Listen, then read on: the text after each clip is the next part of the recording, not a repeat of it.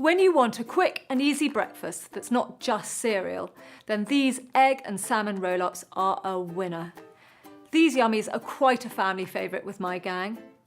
And in my book, The Good Stuff, you can also find clever allergen swaps for this recipe, so you can make it egg, dairy and fish-free, so no one has to miss out.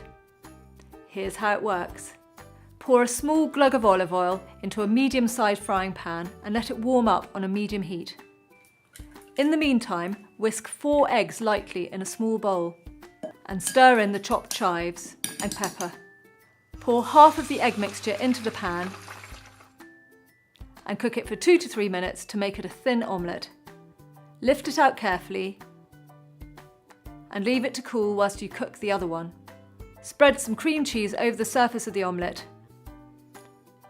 and place 1 to 2 slices of smoked salmon on top. Then put some more cream cheese over the salmon and simply roll it up.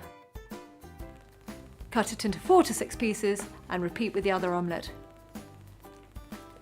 Ta-da!